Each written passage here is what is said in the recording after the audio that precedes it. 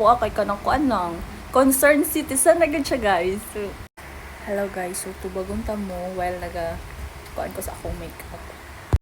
So daghan na ikog comments nga nabasahan no about atong akong video, which is daghan jud makarelate bitaw, especially sa mga Pinay na gusto mag-affirm. Pero bitaw tinuod jud na nga tagalaing mga tao nga tagalaing bansa is dili gid sila dili sila mang judge if wrong grammar baka kay as long as nasabtan nila imong giingon mag-get sa manggod nila imong point. So as long as maka-English ka gamay, nasabtan na nila kay na syempre taga-uban bansa, mas kuan man gyud masabtan na nila nga kita pod Pinay nagalisod po tawag English. So but sa uban Pinay is namang gyud mga hawod gyud, so dili man ta perfect no. So ano ra gyud nakuan ako kay daghan po dai makarelate kay syempre napoy naga-try hard nga makakuan gyud maka-affirm, which is good man pod kasi syempre naman po uban apa mga makatabang di ba. So daghan na tag kailaan na. So kabalo ko no na among gitay rights nga mag share sa atong opinion, and syempre naagita sa social media, so na-expect na tanga naagi negative comments and positive comments.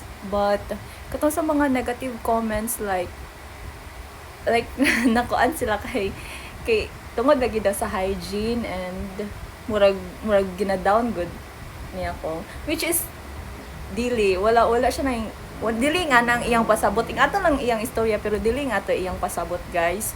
Ang ginakuan na to niya kay syempre concerned siya sa hygiene. So the way siya magstorya is, di ba, mabalaan na ninyo nga limpyado siya na tao. So makita po na ko na sa iya. So dili lang ta mag-judge based sa atong nadunggan for the first time. So at first ang uban gyud kay makuan gyud sila ma-offend kung naingnanog ing ana, but para sa kuha kay kanang kuan lang concerned citizen na gyud siya, guys. So dili gyud nako siya ma-judge, and dili po nako kasabot po ko sa iya gyud nganong ing ato iyang pag-ingon kay nag-start tong video.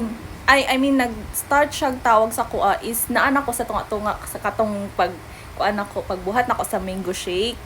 So wala siya kakita sa kuha katong wala pa ko nakabuhat og mango shake, which is nagugas magig ko og kamot syempre para pud para syempre dapat ginakaon gyud nato na, so dapat kanan gyud nato kanang hinlo gyud dapat ta.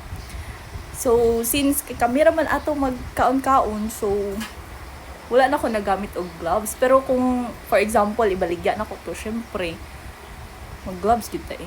So dili gyud nato maiwasan, di ba, nga na ay mga comments like pariyaan. So kana siya advice ang ginako sa inyo ha, guys, nang kay kanang i-deep ninyo inyong understanding sa mga ingana nga bagay kay dili beta perfect po. So ato lang iyang way gid sa pag-ingon atong sentence, but dili pud pasabot ato nga mura gina-down niya ang akong kuan. So ato ra gid siya mga istorya, guys, mura ging makuan nga ni ko sa iya usay kay abi na kong nasuko siya, pero wala di ito nagi mga tao nga ingana ra gid magstorya. So for sure ang uban sa to adari nga na pud magstorya, pero kalma ra gud nya na. I mean normal na nilang istorya ba, pero ang pasabot na to syempre kita mga Ilongga, especially sa mga Ilongga sa mga Ilongga, so gamay nga taas lang sa tono sa pagstorya, syempre murag malain na ta, pero namang gyud nga nga mga tao dili gyud nato sila ma-blame pud kay syempre basiging ilang kuan ilang culture, or I mean ilahag yung way sa pagstorya nila. So sabtanan ko ninyo, guys, and to tell you guys, murag katurang nga time, I mean sometimes ra gyud nga murag mabulol-bulol ko sa akong English kay ikaw ba naman adlaw mo mag in English na di ba ka mo og English. Pero sometimes, labi na itong una-una, syempre, hawad-hawad kayo tapos mag-English. Nakaingon po siya nga nga, ako lang na ang Pinay nga ka ng straight na mag-English, pero wala siya kamalo una-una rin dito. Kanang usahay, pag hindi ka ng paspas kayo na siya mag-storya. Paspas kayo sila mag-storya, I mean. So, usahay kayo maglisod kog lagas o sabot sa ilahang kuan, sa ilahang sa ilahang mga English, ilang istoryahan. Tapos, ako nga, dugay mo kasabot. Sige na kong ingon og, ha? I don't understand. What? Yeah. Nga na ako. Pero bitaw no, di yung dapat tamang judge. Yung syempre, lahi biya ilang kuan ko. Kita na may Pinoy ang kuan gid kaayo, pero dili pod inta. Like, pareha sa ilaha ba ka ng open ang ilang mind makasabot sa uban culture. So, dapat nga na pud atong kuan.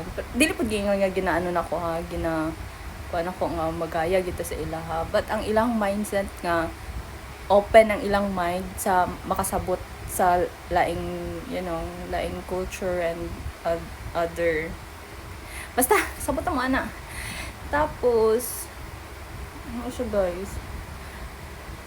Dili man sa pero dili mo gud siya ingon nga pod nga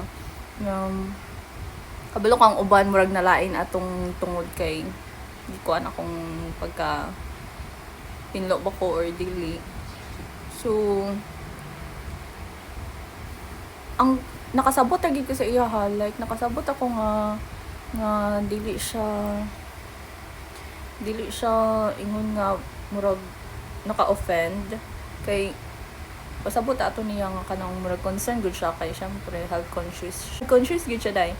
So mura di na siya gusto nga hugaw. Pero sunod na ako siya i-reveal kay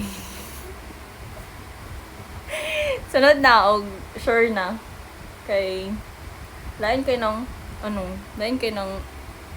share na to sa social media niya. Dili day sure.